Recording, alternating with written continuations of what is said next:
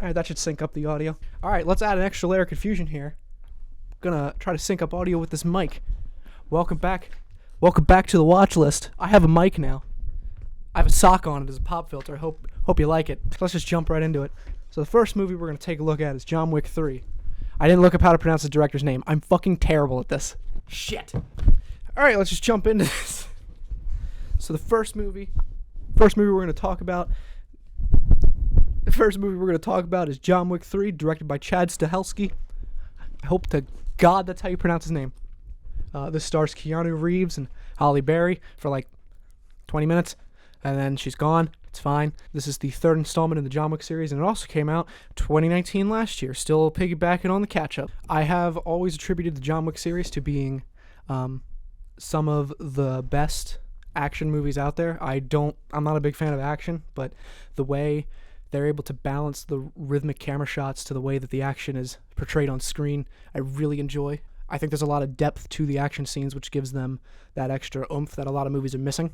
I'd say that this is probably the best sequel. I still think the first one is a better movie, but this is definitely the best sequel. That's not saying that Johnwick 2 is bad at all. I think that this one's just better overall. For this one, they seem to have upped the gore factor too, which was really cool. The knife store fight in the very beginning is so this picks up right as the second one left off. Johnwick is excommunicado, and every hitman and every assassin is out to get him. So he's on the run from the very beginning, and it's just, you're just, for like the first half hour, you're just watching him fend for himself and try to get out of this situation. So he's doing everything he can to get out of this, and it's just not working out until he has to go across the world to talk to somebody who can possibly help him, and that's Halle Berry. A lot of stuff goes down. It's I really like the world that the Johnwick movies have built up. Okay. Down to the technical aspects, I really appreciate that the director does not choose to do the shaky cam stuff that a lot of action movies do, where like the fights obviously aren't choreographed, and to try to hide that, they're just using shaky cam. There's definitely a lot of training that goes in behind the scenes and stuff to these movies, and I know that there's like footage in the behind the scenes and just online of Keanu Reeves going through a ton of like training just for these films, and I know he also uses some of the training he got for The Matrix and stuff too. So I really appreciate that they're definitely planned out.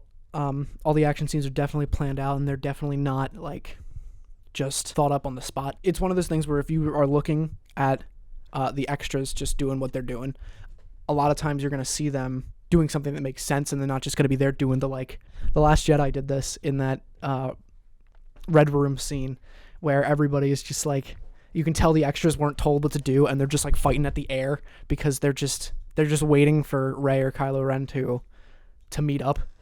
And like it's their turn to fight, so until that moment comes, they're just standing there like they don't know what to do because they weren't given direction. This movie, clearly everybody was given a direction and was told what to do, and there's a lot of times looking at the extras, there's never somebody doing something that doesn't make sense, which I really appreciate. I appreciate the musical score, how it's kind of techno EDM-ish, and it fits really well with the action scenes and such. I think with that we'll get into spoilers. So if you don't want to be spoiled for Johnwick Chapter 3 Parabellum, I think is what it's called, skip to this time code. Spoilers in 3, that's a 4, 3, 2, 1. So after he goes across the world after he talks to the head of the high table, and the high table tells him what he has to do, he has to cut a pinky off. Well, not his pinky. He has to cut his ring finger off, and then go and assassinate the head of the Constitution Hotel. Oh my God, I hope it's the Constitution. Continental. Whew, I saved myself. I don't look like an idiot yet. But he has to go and kill the head of the Continental Hotel. And when he gets there, he's convinced not to do that. He fights a bunch of more people until it all comes to a head on the rooftop, and he finds out that the Continental owner was working against him the whole time, and he attempts to kill John. And how John is still alive, I don't know. People who have seen the movie, they understand. I don't know, but I'm happy he's still alive, and we're getting Chapter 4 next year, unless this goddamn virus kills us all. We'll see what happens. I love the ending. I think it ends perfectly. It's the equivalent of like, him just jumping into a fire and just standing there for like 20 minutes and just assuming nothing's going to happen. It doesn't make any sense, but I kind of love that. I like the attention to detail in the knife store scene where he takes apart that gun and rebuilds it just because he wants it to shoot a specific bullet, and he wants to use this specific gun. I like that. There's a lot of funny quirks during the fights and stuff, and I love how real a lot of the fight scenes feel just because they fight dirty. It's not like this choreographed whatever. Like, they're grappling onto each other's clothing and just trying to distract each other by grabbing their like loose shirts and stuff and throwing them to the ground and just hoping for dear life. It looks like a fight for everybody's life, which I really appreciate. I don't have a lot actually for spoilers, so I guess to end the spoilers here. But overall, I really enjoyed John Wick Chapter 3. I have to see what I gave it on Letterboxd because I'm a dippy down and forgot, so hold on a second. God damn it. Okay, and with everything I have said, I'm giving John Wick 3 a 3.5 out of 5. I think this is a very good sequel, and I'm excited to see where it goes next in Chapter 4 next year.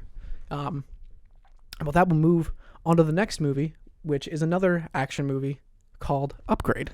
So hold on a second. So the last movie we're going to talk about, that's right, I'm only doing 2 movies this episode because the other ones were too goddamn long. It's going to be the film Upgrade from 2018, a Blumhouse movie, weirdly enough. The first one on the channel. I usually don't like them, but this one took me by surprise. It is directed by Leigh Whannell, and if that's not how you pronounce it, that's how the internet said it, so I'm sorry. It stars Logan Marshall Gree.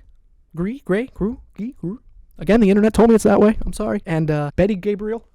I think. I can't read my handwriting. And is another action movie of sorts. Kind of a weird thriller, horror-ish kind of thing, too, which I guess is where Blumhouse comes into play. I didn't enjoy this as much as the John Wick movies, but for an action movie, I still think it was pretty good. It's a very basic premise. The dude's wife is killed, and he wants revenge. But the steps to get there are kind of what the interesting part is. So it's in the future where most of our daily life stuff is taken over by AIs. So like to get coffee, you just basically say, it's basically like Alexa can control your Keurig is the world. So it's one of those situations, and like the cars drive themselves. It's an interesting movie. I liked it. I don't know what to say. Hold on. I'm thinking. There's the part I'm going to cut out. Cut this out, Trent. I look like a dumbass.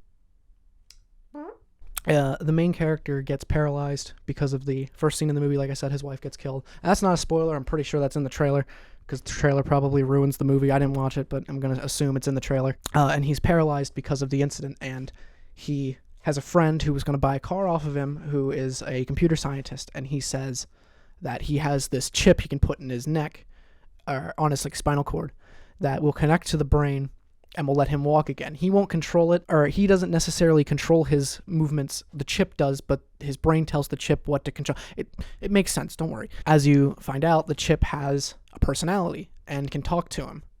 And the chip starts putting the pieces together of the murder that he couldn't figure out himself. He goes to find the guys that did it. He just wants answers because the police aren't doing anything. They're getting like nothing done. He just goes to get answers. The AI starts to take over. So the fight scenes are done pretty much because the AI is telling his body how to fight and what's coming next and reading the opponent's moves. And it also gives him like super strength to like just break people's jaws. The gore in this movie is pretty top notch. I really appreciated how just gross it looked, and it didn't hold anything back. It was like that shocking kind of like popcorn fun gore where it happens. You're like, oh, you know, you're excited about it. Don't keep that in. That was fucking stupid. No, I'm keeping it in. But I really liked that. Directing wise, I kind of thought a lot of the shots were framed really strange. I think it could have used some work. A lot of times, I mean, I get it. It's kind of like the artistic vision, and you really can't judge that. But just from a textbook example, a lot of the characters were not in frame the whole way that should have been. There was a lot of just weird angles that didn't quite make sense. And I can definitely see there was some Gaspar Noé inspiration here, because right after the car crash scene, there's like the weird flippy dippy camera that was all in irreversible, and that was interesting. Like right away, I was like, but I like that. I like that the director kind of wears his inspiration on his sleeve sometimes, because you can see it throughout the movie if you're paying attention. But just some weird stylistic choice with the directing. The music also went for like this EDM kind of dance electronic thing, and I think it works sometimes. I think it didn't work other times. The big takeaway from this, though, that everybody talks about is the post-stabilization, which what that means is like the best example is there's a Beats commercial where the camera's locked on the Beats earbud that's in the person's ear, and as they're running, the camera's just following that, so it makes their head look really strange. I don't know how to describe exactly how it looks. Just look up the Beats post-stabilization trailer. I'll throw it. Trent, show some footage of that, but put that anime girl dancing on it so Beats doesn't fucking claim me. There it is. Look at it. See what I'm talking about? That's what I'm talking about. All right. There's a lot of that during the fight scenes, and that adds a lot of style. And that kind of makes up for the weird framing issues in the beginning and later on, because you can definitely tell that the fight scenes was where the director really excelled at doing. I guess I'll get into some story spoilers, so if you don't want to be spoiled for the film Upgrade, skip to the time code here, and spoilers are coming in 3, 2, 1. So after the chip makes itself known that it has a personality, he kills about 3 guys who were responsible for his wife's death. And it's down to the last guy, and the last guy has improvements made to his body. Like he has a gun system in his arm, and he can sneeze, and these hook things go into another person and gut them from the inside. It's weird. It never happened. It happens once and never again. It's whatever. But so he has to deal with him. He goes and deals with him, but then it's later revealed that the AI in his neck was behind everything. The AI was what took over their car that caused the accident that killed his wife. The AI was the one telling his friend to give the chip's called STEM. The AI was the one that told his friend to give STEM to Gray, which is the main character's name. And the AI planted some clues to specifically take over Gray's body and make him lose his sanity. The film ends with Gray's mind basically deteriorating enough that he's now in his own world that he wants to live in, because the reality of what's happening broke his brain, or broke his mind, so he can't deal with what's happening, and he just recedes into this fictional world that he wants, where his wife is alive and everybody's fine. But what's actually happening is the AI completely took him over, and now he's like this unstoppable, enhanced human is going to take over, essentially. And it just ends there. Weird place to end it, but I thought it was fine. I mean, it's a Blumhouse movie, so I kind of expected a doofy ending, and yeah, it was kind of doofy. But as for Blumhouse standards, I thought it was pretty alright. I think the reveal was a little too perfect. Like, it seemed the writers wrote themselves into a corner and were like, shit, how do we fix this? And then that was their answer. But it was just kind of goofy enough that I didn't mind it. I think that's it for spoilers, honestly. Yeah. All right, so end spoilers here, Trent. Editing, you dumbass. End the spoilers here, you stupid bitch. Overall, I really enjoyed this movie. I think it was fun. I think after you're done watching the Johnwick movies, give this one a try. It was fun. It was interesting. But with all that said, I'm going to give it a 3 out of 5. And that's going to do it for this episode. If you liked, please leave a comment, like, subscribe, the whole shadoodle, whatever. And next week is going to be another long one, because I'm going to do 3 movies. I hope, anyway. I'll keep you updated on Twitter if I can't do it. But I'm going to try to do 3 movies, and those 3 movies I'm going to do are going to be all 3 human centipedes, because I've never seen them, and we've been having too good of a run with good movies here, so now I'm forcing myself to watch 3 disgusting and horrible movies. So let's do it. Next week is the 3 human centipede movies, and I'll keep you updated on Twitter if I can't do it, because my life is fairly busy at the moment due to this virus and all, so we'll see what happens. But yeah, that's going to do it. Thank you for watching, and I'll see you next time. Buh.